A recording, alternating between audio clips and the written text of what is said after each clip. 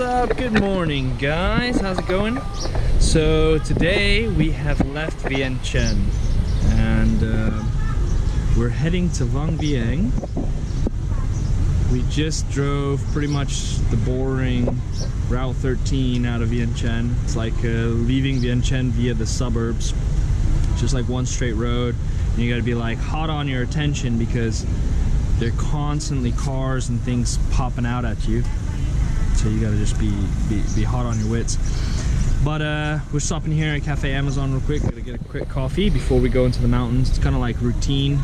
We always stop at the gas station just before you tuck up and into the mountains and head over to Vang Vieng. We don't have much to go. I think about 70-80 kilometers. So we'll get there right around lunchtime. So as you know, we sold Sophie's motorcycle, which left us with only one. My beauty, my black beauty here. But you know, we got quite a lot of bags, so we can't just carry all that on one motorcycle. And thankfully, big shout out to JC, you're the man. Shout out to Emily as well. Thanks for hosting us the last couple nights in Vientiane. It's really nice catching up with you guys. But big shout out to JC. He's let us borrow his CRF. So it's a bit tall for Sophie, so I'm actually riding the CRF and she's now riding my bike. But yeah, it's really nice of him to let us use his bike, and it allows us to continue riding through Laos. We were hoping we could keep her bike till the end, but the lady who's buying it decided she wanted it right now, which is understandable. So, and for us, you know, rather sell it now, and it's one less bike to worry about. So now we still just have to sell my bike, and we're still able to travel through the country by motorbike like we initially planned. So we still have about 2.5 weeks of riding to do before we leave Laos. So still got a good bit of kilometers to put between us and leaving. So anyway, I'm gonna head inside. I just wanted to catch you guys up. I'm gonna grab a quick coffee and then back on the road.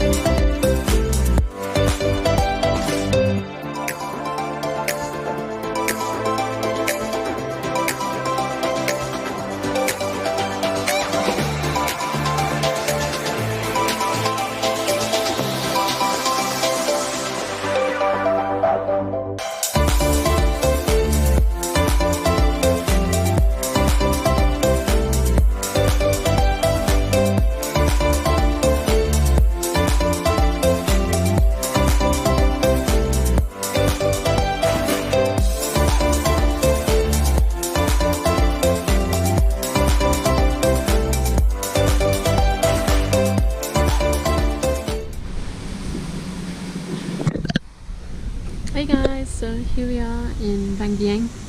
We made it. It didn't take us too long, 2-3 hours. It's not so bad.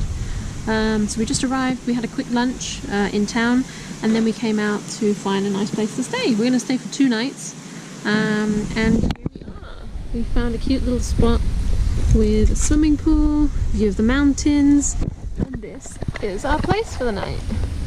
Nice little kind of bungalow. Here's the room. Looks fairly new. Only a fan tonight. They didn't have a fan room for 2 nights. We're gonna have this room for tonight. And then tomorrow we're going to go to a room with AC. We don't want to have to pack up and move everything too far. So here's the rest of the room, and here's the bathroom. It's pretty decent. Hot water. It's all good.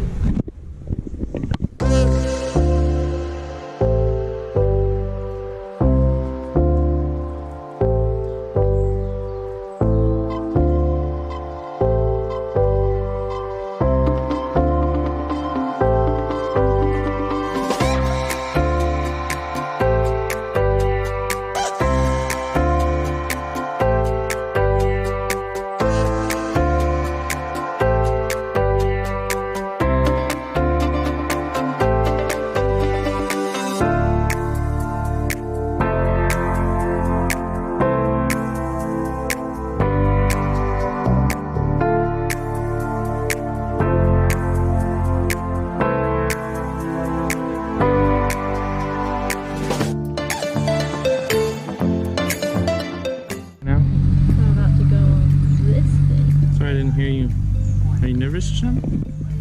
I mean, yeah, I did just ask, can anything happen? I mean, if the engine fails, you can just glide down, right? Yeah, that's a parachute. Parachutes do. You slowly glide down. Good. What are you going to do though? I'm going to go paramotor. Oh, nice. Look at that sunset. It's going to be beautiful. Beautiful.